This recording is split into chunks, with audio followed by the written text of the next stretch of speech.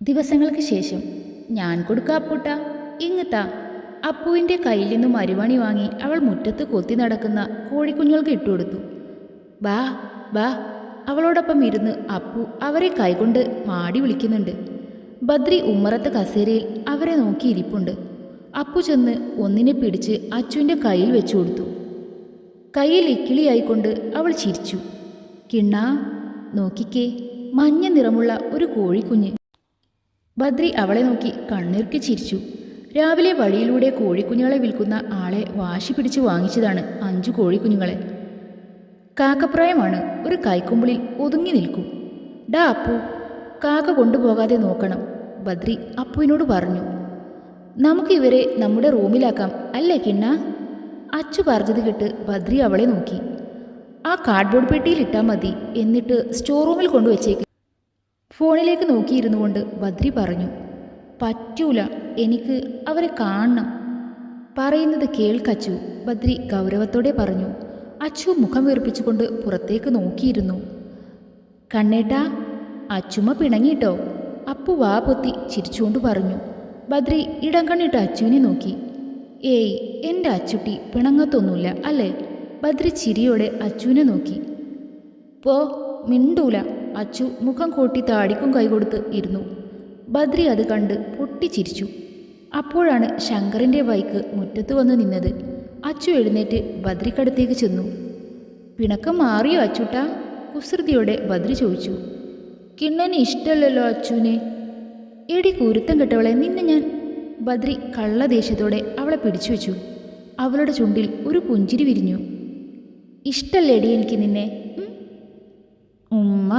അവൻ്റെ കവളിൽ അമർത്തി ഒരു ഉമ്മ കൊടുത്തവൾ അകത്തേക്ക് ഓടി.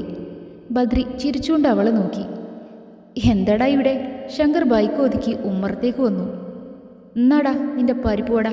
കയ്യിലുണ്ടായിരുന്ന പൊതി ശങ്കർ അപ്പുവിൻ്റെ മടിലേക്ക് ഇട്ടുകൊടുത്തു. ഷോ, അതാണ് എൻ്റെ ശങ്കരൻ, കണ്ട് പഠിക്ക് കണ്ണേട്ടാ. അപ്പു ബദ്രിയെ നോക്കി ചുണ്ടുകൊട്ടി. ചിലക്കാണ്ട് പോയി ചായ എടുത്തുകൊണ്ട് വാടാ, ബദ്രി അവനോട് ഗൗരവത്തിൽ പറഞ്ഞു. അപ്പു ദേഷ്യത്തോടെ അകത്തേക്ക് കയറിപ്പോയി. ശങ്കർ ചാരുപടിയിലിരുന്നു. എന്നാടാ ഹോസ്പിറ്റലിൽ പോകേണ്ടത്? മറ്റന്നാൾ. അന്നേക്ക് നെറ്റിയിലെ സ്റ്റിച്ച് എടുക്കും, ബദ്രി കസേരയിൽ ചാരിയിരുന്നുകൊണ്ട് പറഞ്ഞു. ഇച്ചുവിനെ കണ്ടോ നീ? കുറച്ചു ദിവസമായി ഇങ്ങോട്ട് കാണാനേയില്ല, ബദ്രി സംശയത്തോടെ തിരക്കി. ഞാൻ കണ്ടു. ചെക്കന് നൈഷുവിൻ്റെ കാര്യത്തിൽ ടെൻഷനാണ്. 3-ാം മാസമല്ലേ? സ്കാൻ ചെയ്തപ്പോൾ എന്തോ പ്രശ്നമുണ്ട് പറഞ്ഞിരുന്നു അവൻ. ഇപ്പോൾ ഫുൾ ടൈം അവളുടെ കൂടെയാണ്. ശങ്കർ ചിരിച്ചു പറഞ്ഞു. ബദ്രി ഒന്നും മൂളി. മറ്റന്നാൾ ഹോസ്പിറ്റലിൽ പോകുമ്പോൾ ഞാനും കൂടെ വരാം. ഞാനത് പറയാനിരിക്കുമായിരുന്നു. നീ എന്നെ ഒന്ന് പിടിച്ചേ, അകത്തേക്ക് പോകാനാ. ശങ്കർ എഴുന്നേറ്റ് അവനെ താങ്ങി പിടിച്ചു. കിണ്ണനെ ഞാനും പിടിക്കാം. അകത്തേക്ക് കയറും മുന്നേ അച്ചു ഓടി വന്ന് ബദ്രിയെ ചുറ്റി പിടിച്ചു. ശങ്കർ ചിരിച്ചതേ ഉള്ളൂ. രണ്ടുപേരും കൂടെ ബദ്രിയെ ഹാളിൽ കൊണ്ടിരുത്തി. എൻഗേജ്മെൻറ്റ് തീരുമാനിച്ചോടാ? ഡേറ്റ് നോക്കിയിട്ടില്ല. ടേബിളിലിരുന്ന പേപ്പർ നോക്കിക്കൊണ്ട് ശങ്കർ മറുപടി കൊടുത്തു. കുറച്ചു നേരം അവിടെ ഇരുന്ന് സംസാരിച്ചിട്ടാണ് ശങ്കർ പോയത്. അവൻ പോയതും ബദ്രി എന്തോ ഓർത്തുപോലെ ഇച്ചുവിനെ വിളിച്ചു. ആദ്യത്തെ തവണ കോൾ എടുത്തില്ല. വീണ്ടും വിളിച്ചപ്പോൾ ഇച്ചു കോൾ എടുത്തു. Hello hello Ichu. എന്താടാ, എന്തു പറ്റി നിനക്ക്? ബദ്രി ആവലാതിയോടെ ചോദിച്ചു. ഇച്ചുവിന് എന്തുകൊണ്ടോ സങ്കടം വന്നു. അവൻ്റെ കണ്ണുകൾ നിറഞ്ഞു.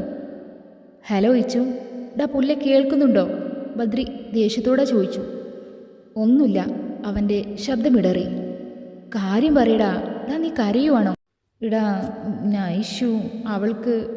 അവൻ കരയുന്നുണ്ടായിരുന്നു. നീ എന്താടാ പിള്ളേരെ പോലെ? അവൾക്ക് എന്താ? ചുമ്മാ ആ പെണ്ണിനെ കൂടെ ടെൻഷൻ അടിപ്പിക്കാം. ഡാ നിർത്തടാ. ബദ്രി കലിപ്പിട്ടതും ഇച്ചു കണ്ണുകൾ ഇറുക്കിയടച്ചു. അവളെന്തിയേ? കുറച്ചു നേരത്തെ മൗനത്തിന് ശേഷം ബദ്രി ചോദിച്ചു.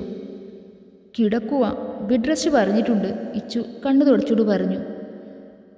ഞാൻ ദേവകിയമ്മയോട് അങ്ങോട്ട് വരാൻ പറയാം. ഇപ്പോൾ തൽക്കാലം അച്ചുവിനെ നോക്കാൻ ഇവിടെ ഞാനുണ്ടല്ലോ. അത് വേണ്ടടാ. പിന്നെ നീ അവളെ നോക്കി ഇരിക്കുവാണോ? ജോലിക്ക് പോണ്ടേ? അമ്മയാവുമ്പോൾ നൈഷുനെ നന്നായി നോക്കും. ഈ സമയത്ത് ആൾക്ക് വേണ്ട കെയറും കൊടുക്കും. നീ ആയിട്ട് നോ പറയണ്ട. ഇച്ചു ഒന്ന് മൂളിയതേ ഉള്ളൂ. എന്നാ ശരി. പിന്നെ പൈസ വല്ലതും ഉണ്ടോ കയ്യിൽ? ഉണ്ട്. ബദ്രി ഒന്ന് അമർത്തി മൂളി ഫോണ് കട്ടാക്കി. കിണ്ണാ. അച്ചു വന്ന് അവൻ്റെ തോളിൽ ചാരിയിരുന്നു. എന്തേ? ബദ്രി അവളുടെ തലയിൽ തല ചേർത്ത് വെച്ചു. മൂളിക്കൊണ്ട് അവൾ അവനോട് ഒന്നുകൂടെ ചേർന്നിരുന്നു. ബദ്രി ഇടത് കൈകൊണ്ട് അവളുടെ മുഖം പിടിച്ചുയർത്തി. സിന്ദൂരരേഖ ഒടിഞ്ഞു കിടക്കുന്നു. ഇന്നെന്തേ അച്ചുട്ടി കുങ്കുമം തൊട്ടില്ലേ? മറന്നുപോയി, അവൾ നാവ് അടിച്ചുകൊണ്ട് പറഞ്ഞു. പോയി വേഗം ഇട്ടിട്ട് വാ, ഭാര്യമാരൊക്കെ ഇടുന്നതല്ലേ. അച്ചുട്ടി കിണ്ണൻ്റെ ഭാര്യയല്ലേ. ഇപ്പോൾ ഇട്ടിട്ട് വരാവേ. അവൾ ആവേശത്തോടെ അകത്തേക്ക് ഓടിപ്പോയി. ബദ്രി ഒന്ന് നിശ്വസിച്ചുകൊണ്ട് സോഫയിൽ ചാരിയിരുന്നു. പോകാം. ശങ്കർ തലയാട്ടിന്റെ തോളിൽ പിടിച്ചുകൊണ്ട് ശ്രദ്ധയോടെ ജിപ്സിയിലേക്ക് കയറ്റിയിരുത്തി. കിണ്ണാ, ഞാനും ഉണ്ട്, വിതുമ്പിക്കൊണ്ട് അച്ചു ഓടി വന്നു. ഞാൻ വേഗം വരൂ അച്ചുട്ടാ, ബദ്രി അവളെ സമാധാനിപ്പിച്ചു. അച്ചുവിനെ ഇഷ്ടല്ലേ? കണ്ണു നിറച്ചുകൊണ്ട് അവൾ ചോദിച്ചു. ബദ്രി ഒന്ന് ശ്വാസം വലിച്ചു വിട്ടു. ഇഷ്ടാണല്ലോ. അപ്പോൾ പിന്നെ എന്താ കൊണ്ടുപോവാത്തേ? അച്ചുവിന് സങ്കടം വരും. അവൾ അവൻ്റെ കയ്യിൽ മുറുകെ പിടിച്ചു. പാവല്ല കണ്ണേട്ടാ, കൊണ്ടുപോയേക്ക്, അപ്പു സങ്കടത്തോടെ പറഞ്ഞു. ബദ്രി അച്ചുവിൻ്റെ മുഖത്തേക്ക് നോക്കി. അച്ചുവിനെ കൂടി കൊണ്ടുപോകിണ്ണ. വിതുമ്പുന്ന ചുണ്ടുകളോടെ അവൾ പറയുന്നത് കേട്ടപ്പോൾ കൊണ്ടുപോകാതിരിക്കാൻ അവന് തോന്നിയില്ല. എന്നാ വാ. അവൻ കൈ നീട്ടിയതും അവൾ അതിൽ പിടിച്ച് വണ്ടി കയറി. ശങ്കർ ജിപ്സി മുന്നോട്ടെടുത്തു. ഭഗവാനെ, എൻ്റെ മോളെ ഒന്ന് കാണിച്ചു തരണേ. എൻ്റെ കുട്ടിക്ക് ഒരാപത്തും വരുത്താതെ തിരിച്ചു വേണം എനിക്ക്. വഴിയോരത്തെ ആൽത്തറയിൽ കത്തിച്ചു വെച്ച കൽവിളക്കിന് മുന്നിൽ നിന്ന് പ്രാർത്ഥിക്കുകയായിരുന്നു ശേഖരൻ. ഉള്ളു നിറയെ കാണാതെ പോയ മകളെക്കുറിച്ചുള്ള ആവലാതി. കണ്ണുനീർ തുടച്ചു നീക്കി മുന്നിലെ റോഡിലൂടെ നടന്നു നീങ്ങി. ഇടക്കരികിലൂടെ പാഞ്ഞുപോയ ഓപ്പൺ ജിപ്സിയിലേക്ക് അയാൾ നോക്കി. അതിൽ കളിച്ചു ചിരിച്ചുകൊണ്ടിരിക്കുന്ന പെൺകുട്ടി തൻ്റെ മകളാണെന്ന ഓർമ്മയിൽ അയാളുടെ കാലുകൾക്ക് വേഗതയേറി. ജിപ്സിക്ക് പിന്നാലെ ഓടി. മോളെ അച്ചു, അയാൾ ഉറക്കെ വിളിച്ചു. അപ്പോഴേക്കും ജിപ്സി മറ്റു വാഹനങ്ങളെ ഓവർടേക്ക് ചെയ്ത് പോയി കഴിഞ്ഞിരുന്നു. ശേഖരൻ എന്ത് ചെയ്യണമെന്ന് അറിയാതെയായി. അവൾ ഈ നാട്ടിൽ തന്നെയുണ്ട്, കണ്ടുപിടിക്കണം. അവളെയും കൊണ്ട് എങ്ങോട്ടേലും പോകണം. കൂടെയുള്ളത് ആരാണ്? 2 ചെറുപ്പക്കാരാണ്. ആ അച്ഛൻ്റെ ഉള്ളിൽ ആദിയേറി. തളർന്നുകൊണ്ട് നിലത്തിരുന്നുപോയി. ദിവസങ്ങൾ ഓരോന്നും മുന്നോട്ടു പോയി. ബദ്രിയുടെ കയ്യിലെയും കാലിലെയും പ്ലാസ്റ്റർ അഴിച്ചു. അച്ചു ഹാപ്പിയായി. ദത്തൻ ഇപ്പോഴും എഴുന്നേറ്റ് നടക്കാനായിട്ടില്ല. അധികം സംസാരിക്കാനും കഴിയില്ല. പത്മയെ കൂടാതെ ഹരി ഒരു ഹോം നഴ്സിനെ കൂടെ വെച്ചിട്ടുണ്ട്. 2 ദിവസം കൂടെ കഴിഞ്ഞ ശങ്കറിൻ്റെയും അവൻ്റെ മാളുവിൻ്റെയും നിശ്ചയമാണ്. അതിൻ്റെ സന്തോഷത്തിൽ എല്ലാവരും കൂടെ ബദ്രിയുടെ വീട്ടിൽ ഒത്തുകൂടി. നൈഷുവിന് ഒറ്റക്കാക്കി വരാൻ കഴിയാത്തോണ്ട് ഇച്ചു വന്നില്ല. ഡാ, ഇതേതാ ഐറ്റം എന്നറിയോ? വല്ലാത്തൊരു കിക്കാണ്. കുടിച്ചു കഴിഞ്ഞാൽ ചുറ്റുള്ളതൊന്നും കാണാൻ പറ്റൂല. മുന്നിലിരിക്കുന്ന ബോർഡിലെ വർണ്ണിക്കുകയാണ് ശങ്കർ. കൂടുതൽ സുഖിപ്പിക്കാതെ ഇങ്ങോട്ട് ഒഴിക്കടാ, രാമച്ചൻ ഗ്ലാസ് നിരത്തി വെച്ചുകൊണ്ട് പറഞ്ഞു. ശങ്കർ മൂടി തുറന്ന് 3 ഗ്ലാസ്സിലേക്കും ഒഴിച്ചു. ബദ്രി ഗ്ലാസ്സിലേക്ക് ഐസ് ക്യൂബ്സ് ഇടാൻ ഒരുങ്ങിയതും ശങ്കർ അവനെ തടഞ്ഞു. ഫ്രഷായിട്ട് കുടിക്കടാ, വെറുതെ ഐസ് ഇട്ട് നശിപ്പിക്കല്ലേ. അതും പറഞ്ഞ് അവൻ ഗ്ലാസ് ബദ്രിയുടെ കയ്യിൽ കൊടുത്തു. ബദ്രി ഗ്ലാസ് വാങ്ങി തൻ്റെ അടുത്തിരിക്കുന്ന അച്ചുവിനെ നോക്കി. അവൾ അവൻ്റെ തോളിൽ ചാരിയിരുന്ന് പാവക്കുട്ടിയോട് സംസാരിക്കുകയാണ്. ബദ്രി ഒറ്റ വലിക്ക് ഗ്ലാസ്സിലുള്ളത് മുഴുവൻ കുടിച്ചു. തലയൊന്നു കുടഞ്ഞുകൊണ്ട് ശങ്കറിനെ നോക്കി. ബദ്രി രാമച്ചൻ വലിച്ചുകൊണ്ടിരിക്കുന്ന സിഗരറ്റ് വാങ്ങി ചുണ്ടിനിടയിൽ വെച്ച് ആഞ്ഞു വലിച്ചു. 3-4 ഗ്ലാസ് കുടിച്ചപ്പോഴേ ശങ്കർ മാളൂന്നും വിളിച്ച് നിലത്തേക്ക് കിടന്നു. ബദ്രി അടഞ്ഞുപോകുന്ന കണ്ണുകളെ വലിച്ചു തുറന്നുകൊണ്ട് കുപ്പിയിലുള്ളത് ഒഴിച്ചു. മുഴുവൻ കുടിക്കല്ലേടാ, ശങ്കർ പാതിമയക്കത്തിൽ പറയുന്നത് കേട്ടു. ബദ്രി കണ്ണ് ചിമ്മി തുറന്നു. ഇല്ല, കുടിക്കുന്നില്ല. ദാ, നീ കുടിച്ചോ. ബോധമില്ലാതെ ശങ്കരാണെന്ന് പറഞ്ഞ് കുപ്പി കൊടുത്തത് അടുത്തിരുന്ന അച്ചുവിനാണെന്ന് അവൻ ശ്രദ്ധിച്ചതേയില്ല. മറ്റെല്ലാം മറന്നവൻ നിലത്തേക്ക് കമിഴ്ന്നു കിടന്നു. ഡാ ഗൗരി, ആ മുറ്റത്തേക്ക് പോയി വാള വയ്ക്കടാ. നിലത്തെ തണുപ്പിൽ മുഖമുരിസിക്കൊണ്ട് ബദ്രി അടുത്ത് കിടന്ന ശങ്കറിനെ കുലുക്കി വിളിച്ചു. ശങ്കർ ഒന്നും അറിയാതെ ഉറക്കത്തിലാണ്. ബദ്രിക്ക് തല ഉയർത്തി നോക്കണമെന്നുണ്ട്. പക്ഷേ എന്തുകൊണ്ടോ പറ്റുന്നില്ല. തലയ്ക്ക് ഒരു കനം പോലെ. കണ്ണുകൾ വലിച്ചു തുറക്കാൻ ശ്രമിച്ചു. ലഹരി അത്രമേൽ അവനെ കീഴ്പ്പെടുത്തി കളഞ്ഞിരുന്നു. വീണ്ടും ആരോ വാളുവെക്കുന്നത് കേട്ടു. ഡാ, രാമച്ചനാണെന്ന് തോന്നുന്നു, പോയി നോക്കടാ. ചുരുണ്ടുകൂടി കിടന്നുകൊണ്ട് ശങ്കർ പിറുപിറുത്തു. ഇങ്ങേരെ കൊണ്ട് ഇടങ്ങേറായല്ലോ. അയഞ്ഞ മുണ്ട് മുറുക്കിയെടുത്തുകൊണ്ട് ബദ്രി എഴുന്നേറ്റിരുന്നു. അപ്പോഴാണ് അടുത്തിരുന്ന അച്ചുവിനെ ഓർത്തത്. അച്ചു എവിടെ? എൻ്റെ അച്ചു എവിടെ? അവൻ തലയൊന്നു കുടഞ്ഞു. അപ്പോഴാണ് കുറച്ചു മാറി പടിക്കെട്ടിലിരുന്ന് ഛർദ്ദിക്കുന്ന അച്ചുവിനെ കണ്ടത്. അവൻ നെറ്റി ഒഴിഞ്ഞുകൊണ്ട് അവളെ നോക്കിയിരുന്നു. കണ്ണൊന്ന് ചിമ്മിത്തീർന്നു. പിന്നെ എന്തോ ഓർത്ത പോലെ നീങ്ങി നിറങ്ങി അവൾക്ക് അടുത്ത് ചെന്നിരുന്നു. അച്ചുട്രാ വിളിക്കുമ്പോൾ അവൻ്റെ നാവ് കുഴയുന്നുണ്ടായിരുന്നു. എന്ത് പറ്റിയടാ? അവളുടെ പുറത്തൊഴിഞ്ഞു കൊടുത്തുകൊണ്ട് ബദ്രി ചോദിച്ചു. അപ്പോഴും അവന് വെളിവ് വന്നിട്ടില്ലായിരുന്നു. അച്ചു തളർന്നുകൊണ്ട് അവൻ്റെ നെഞ്ചിലേക്ക് ചാരിയിരുന്നു. ഉറക്കം വരുന്നുണ്ട് അച്ചുട്ട, ഉറങ്ങിക്കോ. അവളുടെ തലമുടിയിൽ തഴുകിക്കൊണ്ട് അവൻ പുറകിലെ തോളിലേക്ക് ചാരിയിരുന്നു. പെട്ടെന്നൊരു കരച്ചിലായിരുന്നു അച്ചു. കിണ്ണാ. അവൻ്റെ ഷർട്ടിൽ ചുരുട്ടിപ്പിടിച്ചുകൊണ്ട് അവൾ ഉറക്കെ കരഞ്ഞു. എന്താ അച്ചുട്ടാ? ബദ്രി കണ്ണു തുറന്നവളെ നോക്കി. കിണ്ണാ. മൂക്ക് ചീറ്റിക്കൊണ്ട് വീണ്ടും വിളിച്ചു. എന്താടാ? ഊഞ്ഞാല് വേണം. അമ്പിളിമാമൻ്റെ അടുത്ത് അച്ചുവിന് ഊഞ്ഞാല് വേണം. അവൻ്റെ നെഞ്ചിൽ മുഖമമർത്തി അവൾ ഉറക്കെ കരഞ്ഞു. ബദ്രി തലയൊന്നു കുടഞ്ഞ് അവളെ നോക്കി. ഊഞ്ഞാലുതേ അവിടെ. അവൻ മുറ്റത്തെ മാവിലേക്ക് ചൂണ്ടി. വേണ്ട, അച്ചുവിന് അവിടെ വേണം കിണ്ണ. ഊഞ്ഞാലാടുമ്പോൾ കാലോണ്ട് അമ്പിളിമാമനെ ചവിട്ടണം. അവൻ്റെ ഷർട്ടിൽ ചുരുട്ടി പിടിച്ചവൾ തേങ്ങി. ബദ്രി അവളെ അടക്കി പിടിച്ചു. ഊഞ്ഞാല് വേണ്ട, ഞാൻ അച്ചുവിന് ഒരു ഉമ്മ തരട്ടെ. അത് കേട്ട് അച്ചു കരച്ചിൽ നിർത്തി അവനെ നോക്കി. ബദ്രിയുടെ ചുവന്നു കലങ്ങിയ കണ്ണുകളിലേക്ക് അവൾ ഉറ്റുനോക്കി. പിന്നെ വീണ്ടും കരഞ്ഞു. ഊഞ്ഞാലും വേണം, ഉമ്മയും വേണം. രണ്ട് കണ്ണും തുരുമ്മിക്കൊണ്ട് അവൾ കരഞ്ഞു. ബദ്രിയുടെ കണ്ണുകൾ അടയുന്നുണ്ടായിരുന്നു. നിനക്ക് ഭ്രാന്താണോ പെണ്ണെ? ബദ്രി കണ്ണുകൾ വലിച്ചു തുറന്നുകൊണ്ട് ചോദിച്ചു. അല്ല, ഞാൻ ഭാര്യയാ. അവൾ കണ്ണു തുടച്ചുകൊണ്ട് കുറുമ്പോടെ പറഞ്ഞു. നിനക്ക് ശരിക്കും ഭ്രാന്താണല്ലേ? അവളുടെ മുഖത്തോടെ വിരലൊടിച്ചുകൊണ്ട് അവൻ കുസൃതിച്ചിരി ചിരിച്ചു. അച്ചു മുഖം പാവാടത്തുമ്പോട്ട് തുടച്ചുകൊണ്ട് അവനെ നോക്കി. ഞാൻ കിണ്ണൻ്റെ ഭാര്യയല്ലേ? നീ എൻ്റെ ഭാര്യയാണ്, ഭ്രാന്തിയുമാണ്. അവൻ കുസൃതിയോടെ ചൂണ്ടുവിരൽ കൊണ്ട് അവളുടെ നെഞ്ചി കുത്തി. അച്ചുവിൻ്റെ ചുണ്ടുകൾ വിതുമ്പി. അതെന്താ പെണ്ണെ എന്തു പറഞ്ഞാലും കരയുന്നേ? വിയർപ്പ് പൊടിഞ്ഞ അവളുടെ നെറ്റിയിൽ പതിഞ്ഞു കിടന്ന കുറുനിരകളെ വകഞ്ഞുമാറ്റി. സങ്കടം വന്നിട്ടാ. അവളുടെ ചുണ്ടുകൾ വിതുമ്പി. ബദ്രി കൗതുകത്തോടെ അവളുടെ അധരങ്ങളെ തലോടി.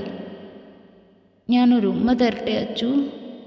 അവളുടെ കവിളിൽ തലോടി അവൻ ചോദിച്ചു. ആ, ഇവിടെ തന്നോ. അവൾ ആവേശത്തോടെ കവിള് കാണിച്ചു കൊടുത്തു. അവിടെയല്ല, ദേ ഇവിടെ. അവൻ അവളുടെ ചുണ്ടിൽ തൊട്ട് കാണിച്ചു. അച്ചു സംശയത്തോടെ അവനെ നോക്കി. അച്ചുവിന് ഇവിടെ മതി. അവൾ ചിണുങ്ങിക്കൊണ്ട് കവിള് കാണിച്ചു കൊടുത്തു. വേണ്ട, ഇവിടെ മതി. അവൻ അവളുടെ മുഖം കയ്യിലെടുത്തു. അച്ചു തലയാട്ടി കണ്ണടച്ചിരുന്നു. ബദ്രി അവളുടെ കുഞ്ഞുമുഖത്തേക്ക് നോക്കിയിരുന്നു. ചുണ്ടിൽ ഒരു പുഞ്ചിരി വിരിഞ്ഞു. ആ ചുവന്ന ചുണ്ടിലേക്ക് ചിരിയോടെ അടുത്തു. അവളുടെ പുഞ്ചിരി ഒളിപ്പിച്ചു വെച്ച ചുണ്ടിലേക്ക് അവൾ അറിയാതെ ഒരു ചുംബനമകരം പകർന്നു നൽകാൻ അവന് തിടുക്കമായി. അവളുടെ വിറയാർന്ന ചുണ്ടുകളെ പ്രണയം കൊണ്ട് അവൻ വാരിപ്പുണർന്നു. അവളെ അവൻ്റെ നെഞ്ചോട് ചേർത്തമർത്തി. ലഹരി നിറഞ്ഞൊഴുകിയ ധമനികൾ ഇരു ഹൃദയങ്ങളെയും കോർത്തിണക്കി. അച്ചു നിലത്ത് കാലിട്ടടിച്ചു.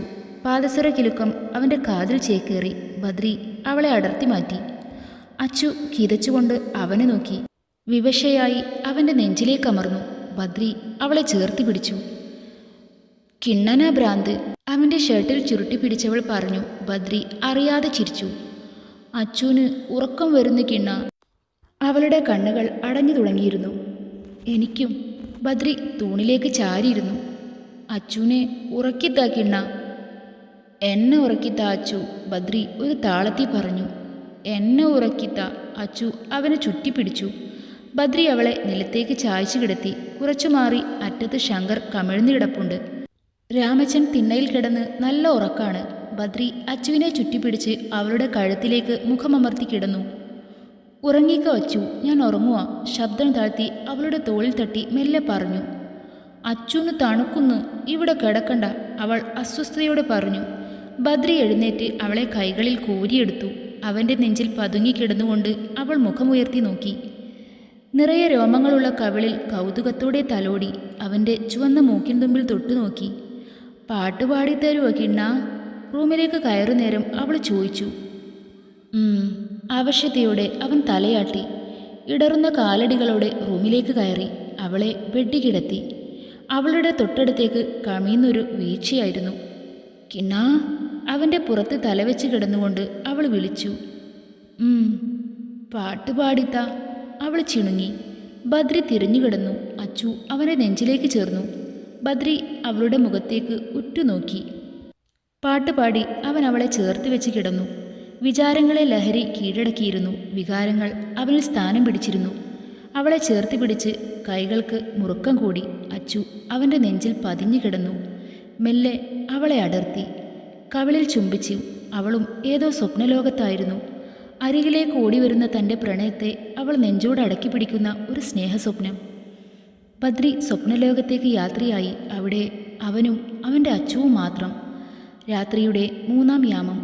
ബദ്രി അവളുടെ ആത്മാവിലേക്ക് അവൻ്റെ പ്രണയത്തിൻ്റെ വേരുകൾ ആഴ്ത്തി. അവളെ ചുംബിച്ചുകൊണ്ട് പ്രണയ കവിതകൾ രചിച്ചു. അവനിൽ അവളും അവളിൽ അവനും മാത്രം ഈണം നൽകാൻ കഴിയുന്ന സംഗീതം. പ്രണയാതുരമായ രാത്രി. ജീവിതത്തിൻ്റെ പുതിയ മാറ്റങ്ങൾക്ക് തയ്യാറെടുക്കുകയാണെന്ന് അറിയാതെ ആദ്യ പ്രണയവീഴ്ചയുടെ ആലസ്യത്തിൽ തളർന്നുപോയ ആ പെണ്ണിനെ നെഞ്ചോടടക്കി അവൻ ഉറങ്ങി.